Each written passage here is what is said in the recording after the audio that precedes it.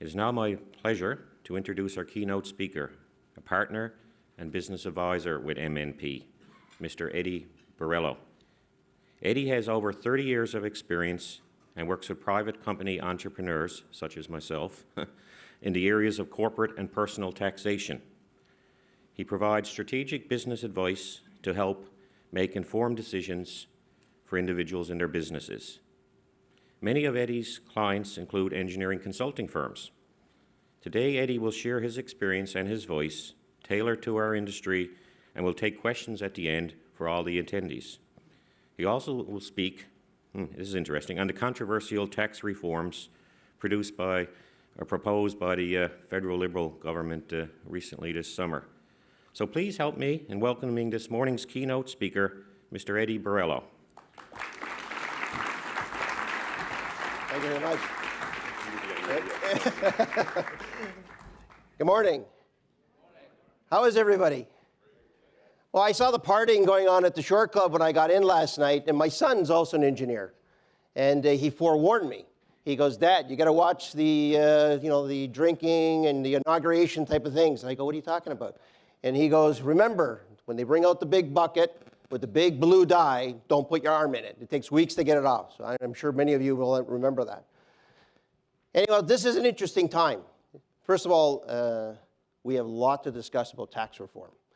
I don't want to make all my comments on tax reform because I know you're going to the Hill tomorrow to talk with the MPs and talk about how you can make a difference. Your industry is obviously very fragmented, although dominated by 4 large players in Canada and pretty well much in North America. It still consists almost 2/3 of business owners, private enterprises, family businesses still make up the bulk of the engineering consulting practices that we see today. And a lot of my clients are in that private space. And tax reform, so-called tax reform, is going to have a direct impact on what you do. So I want to spend a little bit of time to talk a little bit about some of the industry trends that we're seeing in our practice and amongst our clients, and then talk about how these tax changes, and this week has been a pretty momentous moment. A lot of changes has happened this past week, and I just want to highlight some of these things as to how they may impact you. But clearly what we're seeing definitely in Canada, right, that there's been a bit of a slowdown. I think the peak of 2011, 2012 is now distant memories for many of our companies. We've seen revenues kind of peter out, a little bit of growth. Profitability has been a little bit on the slide since the years of 2011, 2012. And maybe now we're at the low point, and it's on the verge of coming back. Tomorrow morning, there's an economic statement that's going to come out by our friend Bill Morneau and his group. He's promising that there's going to be wind in our sails, that we're going to have a lot of growth coming in the next couple of years. And I'm sure a lot of that's going to come out of government spending. We're going to see a lot of government spending in infrastructure, although they've always promised us $40 billion over the next 10 years for that spend. That growth rate could be about 3% going forward. And typically what we've seen is the growth of consulting engineering companies kind of parallels the growth of our GDP in Canada. So hopefully the prospects are going great. Our friends down south supposedly have a lot of money to have to rebuild infrastructure, although their administrative policy is far from clear. At least I haven't looked at the latest tweet from our friend Trump down south, because I think that's the only way you can actually glean what their administrative policy down in the U.S. is. But if he holds true to his thoughts, they get tax reform in the U.S., which is a significant threat for Canada, they may have that infrastructure spending they may need to do down south. Globalization is proving to be a bigger problem than ever before. I reflect back 10 years ago or so, where our local clients, our engineering clients, only competed with themselves, or those in the regional area. And yet now, competition comes from everywhere. Every parts, every corner, every nick and crack of the world for engineering services. Construction services as well. The projects have gotten significantly larger. And as such, the risk comes back to you. And what we see along many of our engineering clients is they're trying to build some cash reserves, dry powder, as we often say, We're building dry powder to help mitigate those risks that have been pushed back to you. The tax reform proposals may not help you continue to build those cash reserves, and we'll talk about that in a second. So what are we seeing in our industry is tougher marketplace, increased competition, pricing is becoming an issue. Profitability has slightly slipped over the last little bit, and we're seeing more and more companies trying to mitigate their risks by trying to build up these cash reserves overall. Costing has become of paramount importance for all the organizations. Not only costing about what it costs to deliver the services, for those projects that you're endeavoring, but also costing in responding to RFPs that you often get in your industry.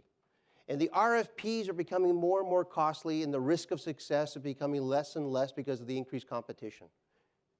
And as such, mitigating that cost, hopefully to increase your chances of success, tends to be an issue we see amongst many of our clients in terms of how do you mitigate that.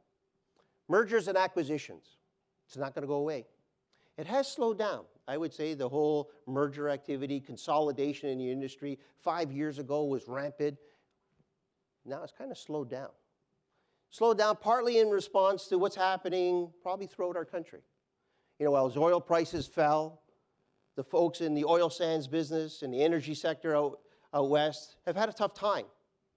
And so they're not interested in selling. They're hoping to rebound by being far more profitable. Why sell at such a low price? Now, I do think mergers and acquisitions will gain some steam over the next couple of years, without a doubt. Mainly because large public companies need to grow. They need to add shareholder value. They need to create value for their shareholders. In order to do that, the easiest way is consolidation. Buy more companies. Build through acquisition. And therefore verge into those areas where they can get those specialized skills in the marketplace. And so I think mergers will come up. The issue, obviously, is the multiples that you're often seeing. And in our practice, we kind of track the multiples, and we've seen them as low as 9 and as high as 12. This tax reform thing that's going to come out is probably going to impair that value somewhat. Vendors will always want to sell the shares of their companies. Unlike what we've seen in the past couple of years, where most transactions could be some form of hybrid, some form of asset/share deal. Going forward, because of the way integration is going to work for the new rules, you'll be less likely wanting to sell the assets of the company.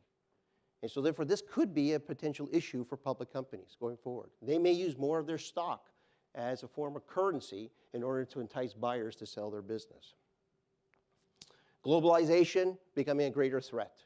We're seeing more and more players, especially in the construction side of the industry, coming into the large infrastructure projects in Toronto and around. And this obviously is new, to our environment. Our landscape has changed as a result of that.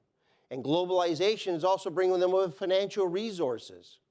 Many of our engineering clients don't have the financial resources to carry out large engineering projects. They need those financial resources. This tax reform proposal, preventing us to accumulate profits, income in our holding companies, is an issue because we won't have the sustainability to help mitigate the risks on some of these larger projects and also have the cash resources to fund our own internal growth. Mega projects, sustainability, risk. We're seeing time and time again that many of the risks are being punted back to you and your organization. Municipalities are not assuming that risk. In fact, they're abdicating it to the engineering community. Have you priced that into your service offering? And I would say many times that's not the case. And so therefore, again, you need these cash resources in order to mitigate the risk, to help weather the storm should you have to fund those risks. These tax reform proposals may impair your ability to hold cash in your holding companies. So capabilities, kind of talked about this, mitigating risks, having the cash resources to do so. Talent. Clearly an issue. Where do you find it? How do you find it? Is always an issue that we find when it comes to talent. Acquisition may be part of that solution without a doubt. Excuse me, sorry, I got a frog. Clearly on the succession front, this is going to become a bit of a challenge. On the succession front itself, we're going to find the old methods in order to make succession tax effective becoming a problem. There used to be various methods in order to entice new shareholders to their companies, and they were very tax effective. These new rules as being proposed will impair the ability to use some of those old techniques. And what will become important now going forward is to redesign how you invite new shareholders to become shareholders of your company. And that will take some new thoughtware, some new technology in order to help the succession plan overall. Tax reform. I wish the word was really tax reform. And I think the message out in the marketplace has been, it's really a cash grab. If there's one message you can bring to Parliament tomorrow, to your MPs, is we should do tax reform. 2 words, tax reform. Please undertake a process of tax reform, because that's what's really needed. The government promised us on July 18 that they would start doing tax reform for private corporations. Not true. That's not what's happened. We've continued our patchwork of bandages to hold a tax system together that really doesn't really work in its entirety. And so the message you need to deliver to the MPs tomorrow is undertake tax reform. Truly do. Really don't be the message of just sticking up private companies and their owners for cash. Now, they're believing that climate change and the like is really driving the economy and things like that, but really tax reform does if we could put more monies in your pockets to allocate to investments to drive growth. You know the investments will drive your industry. People making investments in infrastructure, people making investments in non-recreational developments, it's those investments that are important. Your threat is interest rates are rising. As interest rates continue to rise, people may not want to make those investments. But if they have cash available to themselves, they have that dry powder to make that investment, to mitigate their returns, that's an important thing. Small business drives our economy, and private owners drive our economy. So clearly, the government's heard from us. And clearly, the government has said, there's concerns. They haven't heard it all. They need to hear more from yourselves, especially tomorrow when you're on, that we really do need tax reform. If we're really going to challenge the taxation of private companies, let's challenge that assertion. Let's challenge how it should be taxed and what you should earn in the circumstance and pay your reasonable rate of tax. Right now, it seems to be we increase personal tax rates, we decrease the corporate tax rate, we introduce a small business deduction. Well, that just widens the gap. And when you widen the gap between the highest marginal rate and the effective tax rate in corporations, you're motivated to keep more money in the company. But there's this other rule, this passive income rule that they want to introduce to restrict how much you can actually accumulate in your company. Well, how do we reconcile between all those divergent objectives? Tax reform. We really need to undertake a proper system in order to address this issue. So the farmers were clearly upset. The farmers were so upset, I think they would have had a hanging, right? And Bill Morneau obviously listened to them. Concerns were obviously well respected that they can't transfer their businesses. But the issues of farmers equally apply to yourselves as business owners. The original rules as proposed would have impeded your ability to transfer your business to family members. In fact, it would have been impeded so much so it would have cost you double the tax. Not fair. That isn't proper tax reform. Now, the farmers had a larger voice than most of the community, and most farming businesses are transferred to the next generation. And so there was a response. And the response last week was they're going to repeal those rules for now. For now. They knew the original rules didn't work. They heard the farmers that they couldn't transfer their business tax effectively to their family members. You are equally impacted. Your family businesses that you wish to leave to your family members under the original proposals would have cost you double as much. And that's not right. They repealed those rules, like I say, for now. The trick is, for all of us, is to stay on them to say that type of tax reform that you're proposing, that private owners would be facing double the tax, is wrong.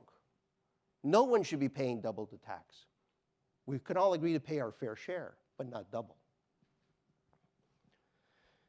So sunny days, are they ahead? I'm not so sure. The driving engine behind tax reform is still missing. The driving engine behind changing the law to make it fair for private corporations should be there, should be reviewed. Right now, there seems to be a tendency to favor public companies. If you notice, these rules do not impact public companies at all. They're allowed to accumulate surplus cash, build their balance sheets, accumulate the cash resources to do those mergers and acquisitions, but we are not entirely a public company phenomenon. Our Canadian economy, 40% of it is still based on the backbone of private businesses. They should have the same right to accumulate funds in order to expand their growth. So, will we make it work?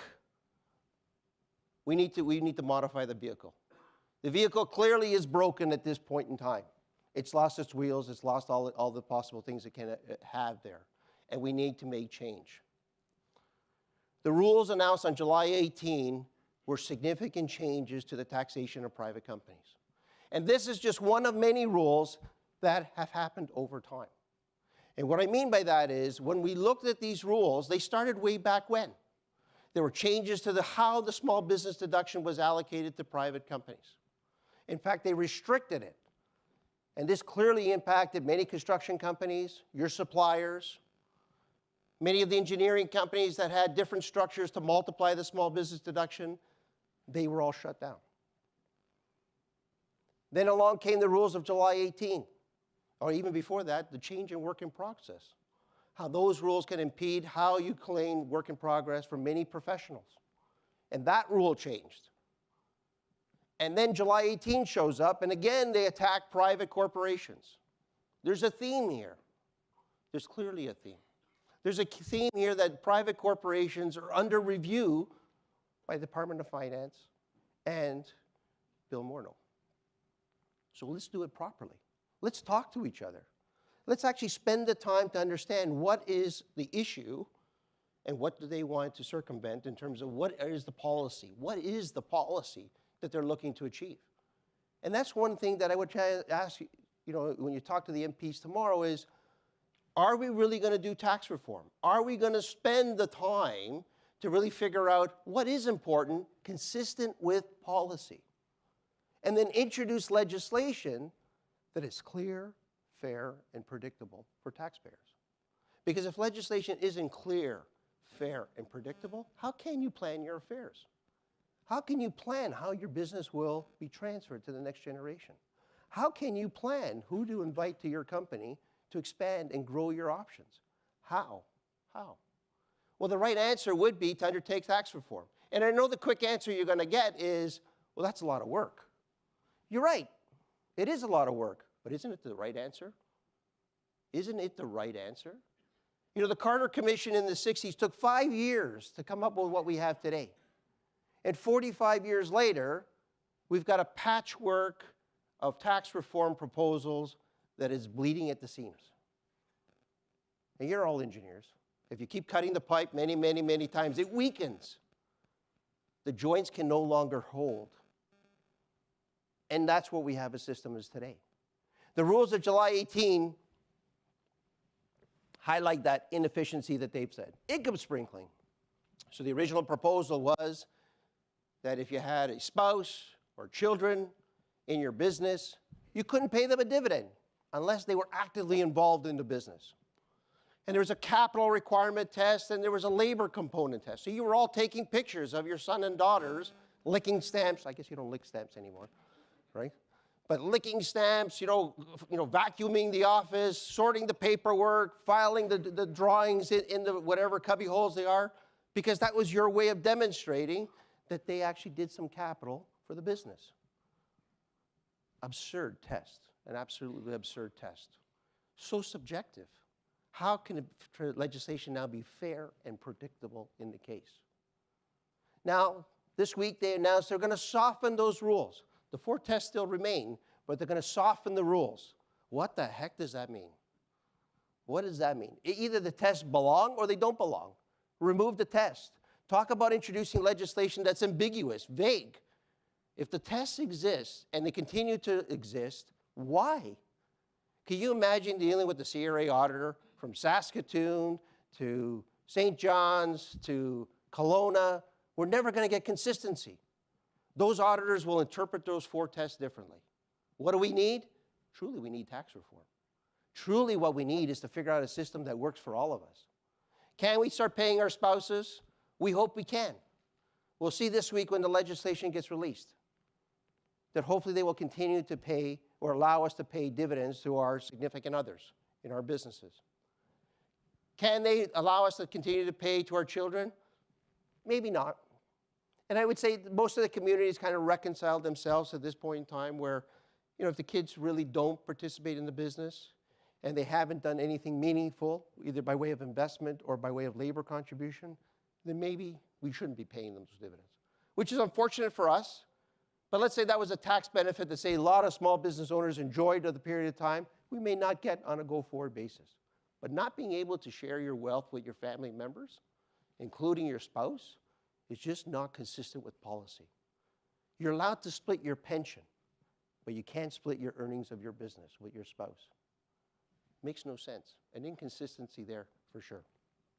Holding passive income. This is a very controversial issue. There's stats, and whether they've been published or not, I'll tell you this.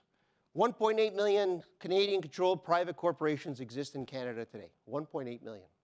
Of the 1.8, 29,000 Canadian-controlled private corporations, 29,000 hold $400 billion of what they refer to as passive income. And that $400 billion earns about $26 billion of income, which the government currently receives $13 billion in tax. But they don't want that $400 billion to grow anymore. That is their policy motivation. They want to put a cap. And the cap they've introduced is this notional computation that the businesses, the passive income, could only earn $50,000. And then when you have to do the 5% imputed rate of return, it equates to something like a gross capital of $1.7 million, $1.5 million, in that range there. Is that enough? They're saying it is. They're saying that's all you'll ever be able to accumulate in your businesses as passive investment holdings, unless you can demonstrate that the monies will continue to be used in the business in some fashion. That'll be an interesting conversation to have.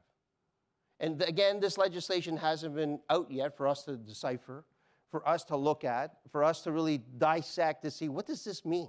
How are you going to draw this bright line test between income accumulated to help mitigate some of the risks that we talked about before? Engagement risk, professional risk, growth risk. How can we do that with maybe only $1.7 million of cash?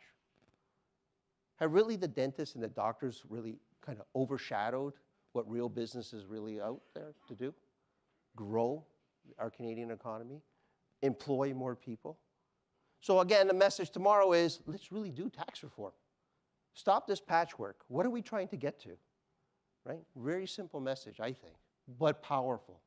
The current legislation is not clear. Passive income for investment holding businesses like yourself to grow your business, how will you be able to compete against your big public company brother and sister? They can do this without restriction under tax policy. You cannot, as a private owner, cannot. Significant differential. Maybe all the private companies should become public. Perhaps. Maybe that's a suggestion. Will that be possible? Can that happen? Practically, who really knows the right answer, but probably not. But again, what is policy? What are we trying to achieve? Is this tax reform measure really going to achieve what we're hoping to do? Passive income is a real issue in this country. It is an issue for government because there's too much money sitting in 29,000 private corporations. And they believe these rules will only impair those 29,000 companies. But there'll never be 29,001. And does that allow the Canadian economy to grow if we can't get a number of 29,001, 29,002, et cetera? That money is put to use somewhere. They've also said they'll allow investments to continue. They're not looking to impair joint ventures, venture capital type of investment, angel funding. How?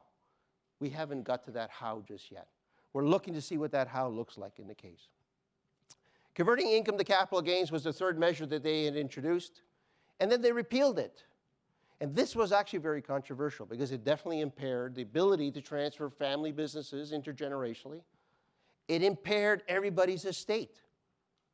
Typically, when if a shareholder dies owning shares of a private corporation, you have a tax on death.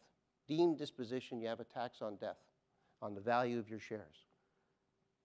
The proposed rules originally enacted would basically cause, or potentially cause, double tax on death. Again, a very unfair practice. You may hear tomorrow these were unintended consequences. Unintended consequences of the original proposals. That's an interesting concept. Unintended consequences. You know, they're drafters of the legislation, and they didn't anticipate the potential impact to 2/3 of the engineering community that are private owners, either selling their businesses or potentially passing away owning the shares of their business. They didn't anticipate that. They also didn't anticipate that to all the farmers in Canada. They also didn't anticipate that to all the other small business owners in Canada. They almost represent 45% of the GDP in Canada. They didn't anticipate that. Unintended consequences. Thankfully for us, they repealed that law. Well, at least they're not proceeding with the proposal. The question is, they still have uncertainty. They still have uncertainty as to what they do want to put forward. And clearly, there have been some abuses using some of these old rules, and they want to close down what they refer to as surplus stripping, where owners are able to extract funds out of the company very tax effectively with little or no tax, and that they found offensive. And I think we can all agree, we concur. That practice of being able to extract it at a beneficial rate, a very beneficial rate, should be curtailed to be consistent with the policy that we all should pay a fair amount of tax. But it shouldn't double the tax on death, and it shouldn't double the tax when you try to sell your business. And these three rules are very problematic. Although they have been somewhat tweaked, we really haven't seen the legislation as of yet. What will it look like? We'll have to wait and see. But in the next couple of weeks, it'll be very, very interesting. And there's still many, many, many unanswered questions. If you previously, what we call freeze or froze the value of your company, and you started to redeem those, which is part of one typical engineering company succession plan, where the founders maybe freeze their value, cap their value in preferred shares, and then over time take their capital back by redeeming those shares. If you're no longer active in the business, you could be adversely affected by these rules, as even proposed.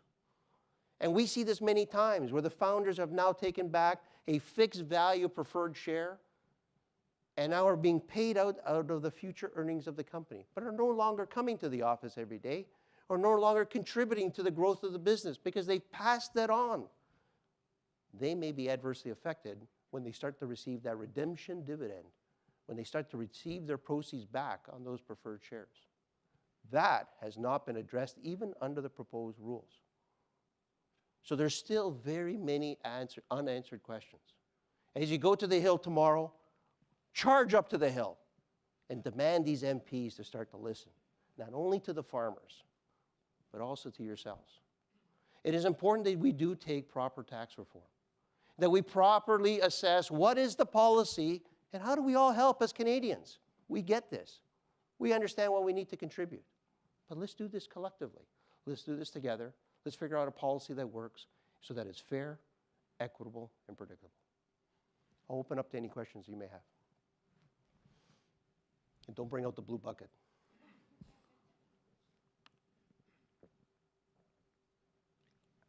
None? Wow, go ahead, thanks. Do you have any idea whose idea this was or who's championing this within the federal government? Is this Department of Finance staffers? Is this Morneau's pet project right from the start?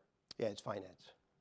Yeah, so as I understand it, this undercurrent about, especially on the taxing on passive income, has been in Department of Finance for many years and with many party. In fact, I think there's a story I was told.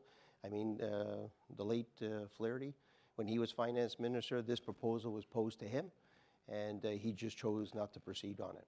So this is a Department of Finance initiative, without a doubt, that they're pushing forward on, and they're trying to get somebody to listen. And the PMO will tell you that what they're trying to do is consistent with their platform, that they want to help out middle-class Canadians. You know, some people would say they've created a bit of a class warfare. That's politics. I'm not a politician. But clearly, you know, there is a problem in the system, which I think we're all trying to acknowledge and we're trying to recognize. Is this the right answer for it? I would say personally, no, right? There's probably a better way to do this. And the administration of this is going to be huge, absolutely immense. As accountants, my partners, Doug McClarty and John Hughes, we're ecstatic, right? Because the amount of complexity we're going to have to come back to you with, you know, we're going to have to track the original portfolio, how much money does it make, right? Because what they're saying to us is that you'll be able to ring fence, right? We're going to put up a big wall. Now I sound like Trump. We're going to put up a big wall around your original money, and then you're going to be able to monitor that growth, and that growth will be under the existing rules, and all income from that monies will always be under the existing rules, right? Like, talk about the administration. It's going to be massive, right? And then new monies go into a separate pot, right, to separate pot subject to whatever the future rules are going to be, and even that's subject to a cap, right, because there's going to be this imputed 5% negative, you know, you're going to figure out what the total principal would be, which could equate to about $1.5 million. And then you got the third pot, because once you exceed the new pool, then anything excess was subject to the new rules. So we got the old, the current, and then the future. So as accountants, we can have jobs forever, right? Like, this is going to be fantastic, right? I must say, selfishly, great. Practically speaking, terrible solution. We probably could get to a better answer.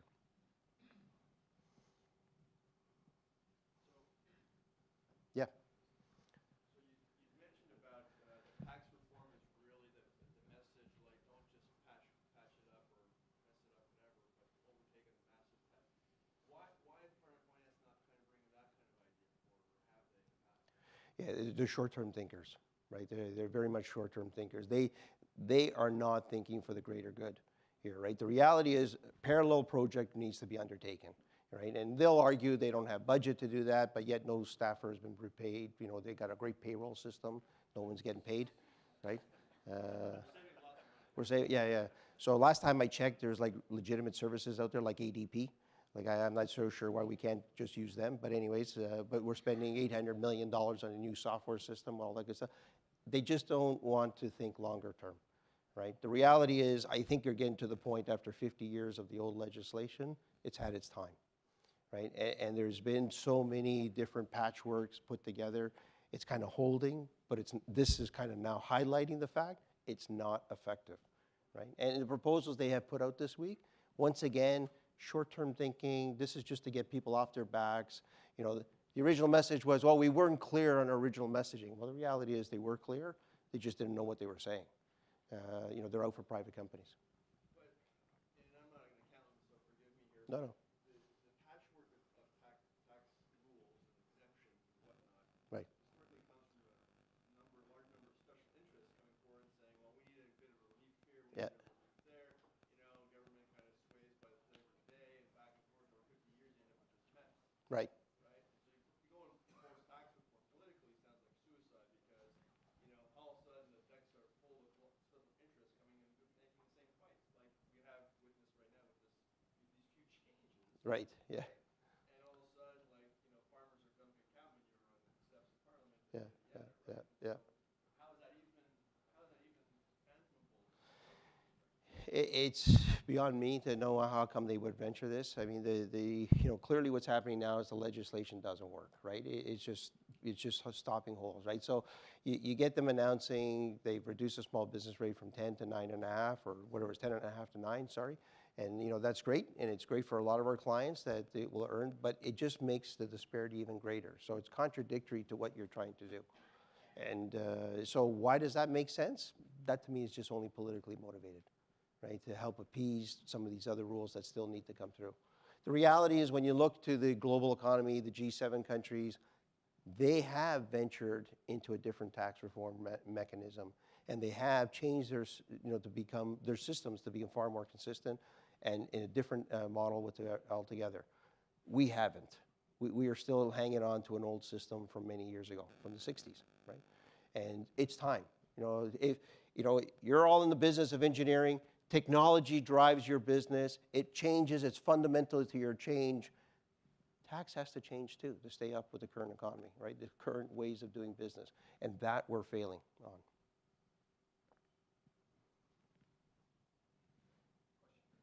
Yep. A lot of what you said was focused on the impact of ownership transfer to family members. Yep. But I think most of our membership that's privately held transfers its ownership to employees that are not family members. Right. It wasn't clear to me exactly how much of what you said is exclusively applying to family ownership transfer as opposed to the kind of transfer of ownership that I think Most would have, yeah. So fair enough, right? So I would say to you, one way we've seen is going to be directly impacted is what we call the freeze redemption, right? So we see a lot of founding members, they cap their value in their shares, and they're paid down over time. That will be directly impacted by these new rules, because what you may otherwise think you'd be paying at a respective rate of, say, medium or high will always be at the highest rate. So those will all be directly impacted. The second thing what we're finding is how do you admit the new shareholders in? It used to be strategies in the past where you could pay their companies dividends so they can use those dividends from after-tax corporate monies, which was only taxed at, say, either 26% or even lower. They would use those funds to buy back the shares from the founders. That strategy is probably gone. So now you're probably going to have to spend the time to figure out how do you bonus out the money to your incoming shareholder. They have to pay the highest personal rate to then buy the shares. So they're going to buy fewer shares because more of their cash is going to go to the CRA, right? And it'll take them longer to buy you out. And that's a difficult model. And that was my comment about we need to find a better model, right? Because the old technique of setting up a holdco, a holding company to buy the shares probably won't work, right? And now, do we have all the answers about that last number 3? And that's where the magic lies, right? The one that was originally proposed would definitely prevent us from doing that. They repealed it. I'm not so sure they're still happy with the answer, and that's what we'll have to wait and see. But those type of typical transactions where shareholders would buy out using holding companies, probably gone. So right now they're saying no changes to capital gains, which is actually a disturbing policy, quite frankly, right? Because if you actually look at the chart, personal tax rates have gone up, right? So now we're high in Ontario at 54%, excluding EHT and all those other good things. The taxable dividend rates have also climbed, right? So those two curves are actually pretty parallel, and the gap is pretty consistent. Capital gains have gone like this, right? So capital gains continue to be at a low 25%, right? If anything, policy would say you got to bring that one back up so that the paths they're all parallel and the gap is narrowed. And unfortunately, that's not the case. So it will tend to favor people selling shares, which is sometimes an issue for public companies. When they come in, they don't want to buy shares. They don't want to buy the engineering company shares because the risks you may have, they want to buy the assets. And you're going to go, no, I'm not selling you the assets. I'm going to sell you the shares. And so we're now at a bigger quagmire than we had before. And so that, so right now they're not touching the inclusion rate. The capital gains are still very much favorable. Wait and see. Go ahead. Pardon me, sorry, I got this cough all of a sudden. You said that there was other G7 countries that had undertaken tax reforms and Yep. from your quick qualitative assessment that were more successful than what we have here. Yep. Has the accounting community put forward any best practices or anything that you see as a solution? Like there's some Yeah. different things in engineering that we see as an issue. So we Right. put forward some best practices. Yep. We're promoting those to government. Does the accounting profession have anything that you guys are proposing as well? Yeah, we did. So the question is, we always go back to what is the basic foundation of the issue? Is it tax revenue is the issue? And how do you make that neutral, right? So you don't want to have a negative impact on the economy and all that good stuff. And so there are better ways of revenue, tax revenue, if that's the policy of the land, than some of the things that they've proposed going forward. You know, and some people would say you need to go back and revisit HST, GST, right? Is that really functioning properly? And isn't there more revenue to be gained through GST, HST? Now, there's a lot of, you know, flack on that one, right? Middle income Canadians will be disadvantaged, maybe, right? So the question is, what's their basket of goods look like, and how is HST, GST going to impact their basket of goods? So there is that conversation that's been happening, and there's some of these proposed changes that a lot of professors in our profession that would say doesn't make any sense. Quite frankly, as much as I love this reduction of the small business deduction, I'll be very controversial here for a minute. You know, going from 10.5 to 9, it's going to cost us $1.3, $1.5 billion of tax. That's not going to change behavior, right? Passive income rules will change behavior, right, to the negative impact on our economy. And this is where I think that was just a political message. I think most people in our profession would say you should have left the small business deduction where it is.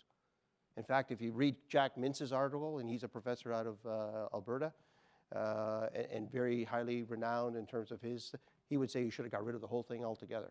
It's an ineffective tax policy, not motivating, et cetera, et cetera. Haven't seen all the statistical evidence there, but there have been many propositions put forward, alternative models for them to consider. There isn't like one single, like, it's this paper, it's on our website that the accounting profession is putting forward. It's scattered all over things. It's scattered all over the place. The Tax Foundation has a bunch of articles on this, is one source, the Canadian Tax Foundation, and they often issue papers. It's in the Canadian Tax Journal about different ways to approach this, right? And people have levers off it. The CFIB has levers off of that. Jack Mintz has a report that he usually puts out about other ways of addressing our tax inefficiency. So one clear message. Time's up. No, not really. Yank again, yank. The one clear message tomorrow is the current rules as proposed will definitely have a hindrance on what we do, right? So some of it is probably acceptable in the sense that we can all probably accept the dividend sprinkling to family members, kids, and things like that. I'm not so sure why we still need 4 tests. But what is clear when you go on the Hill tomorrow is we do need tax reform. By all means, we're all embracing tax reform. But we need to be fair, predictable, and clear for all business owners, all taxpayers in Canada, and that's tantamount. Okay. Well, we're not. There you go. Thank you. Thank you. Don't go anywhere. Because we're not entirely done, because this keynote address is quite close to my heart. I don't understand a lot of things. I'm an engineer, so I don't understand a lot of things in the world of business. But I don't understand what the middle class is. So maybe someone between now and the end of Tuesday can tell me what Canada's middle class is, because I don't know. And like this whole proposed tax reform, I think this is a game changer in how this government is acting. I think they've come to a conclusion that the wealth of this nation exists in private corporations. And instead of going through a process of tax reform from top to bottom, they're going to attack certain vulnerable sectors. That's scary. Yep. And so for someone like me, my firm is a Tiller Engineering, a family-owned business that I've put 17 years of effort, 24/7, 365 days a year, with a son who's just graduated from engineering with his intentions of being second-generation family business. And you talk about the wind coming up from the U.S. in the sails of business. Well, the wind's the wind is out of my sail this summer after July 18th, and you encourage people to go to the Hill tomorrow and charge. Yes, I also encourage everyone to take the opportunity to write their MP. I've never wrote an MP ever, and I wrote our MP, Seamus O'Regan, and he got back to me because I'm friends with him, and they've got the message from the grassroots to bottom up. So, and ACEC Canada was very, very influential in this process. John Gamble and his group in writing letters with 45 other industry associations, but that's from the top down. They don't listen to that, or they do, but the most effective process to get the message to government is from the grassroots up.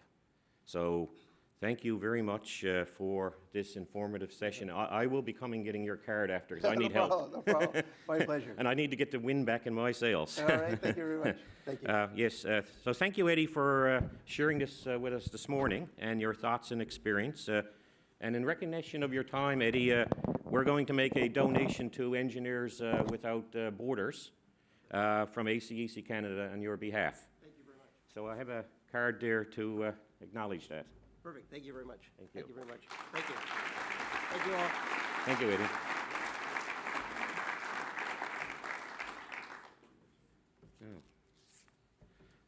Just another housekeeping item while we'll get our panelists to come up for our next session. I have to apologize. I missed a few sponsors in the opening remarks script this morning. I missed the sponsors, our new sponsors, Enbridge Gas Distribution. And I'm not sure if I mentioned Heel & Company and Marsh Canada, but also they're sponsors of ACEC Canada and this event. So thank you to those two organizations.